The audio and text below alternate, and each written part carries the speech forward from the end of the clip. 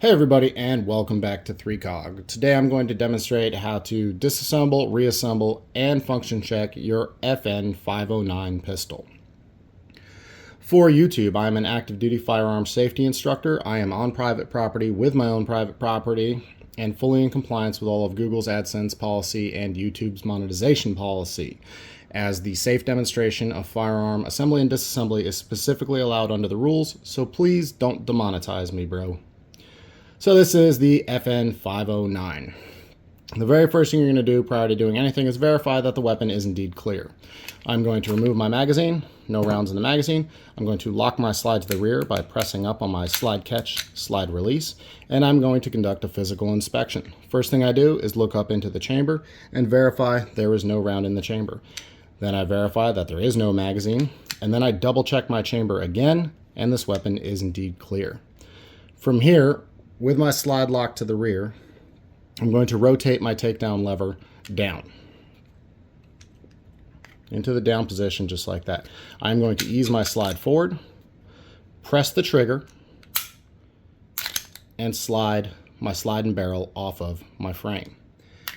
That's about as far as you would straight take down the frame, with the exception of potentially removing your light and cleaning the rails underneath, but that's not really that important unless it gets very, very muddy. So from there, taking the slide and barrel assembly, you're going to press forward on the spring and guide rod, which is a captured spring and guide rod. And then the barrel just goes slightly forward. Nope, forgot. So this has a threaded barrel on this model.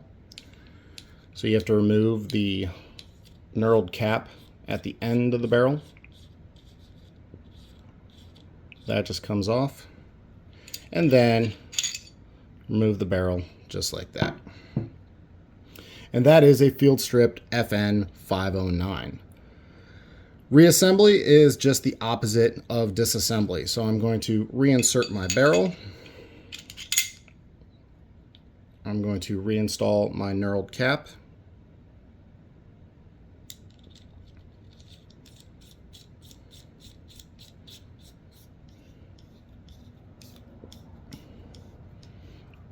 This has an O-ring in there, so you want to make sure it's finger tight, but you don't need to torque it to death. Just German torque spec, guten tight. From there, take my captured spring and guide rod, reinstall, and this guy just has to go forward right there. That's where that sits. Then I'm going to take my frame, slide it on. I'm going to lock it to the rear and rotate my takedown lever back up.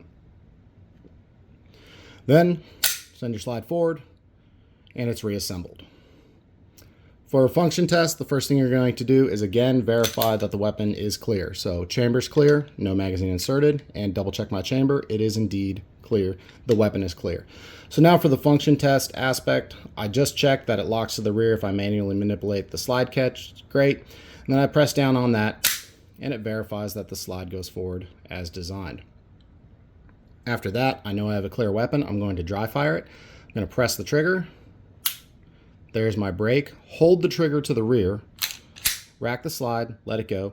Ease my trigger out. There's my reset. And fire it again. There's my brake again. So I know that's working as intended.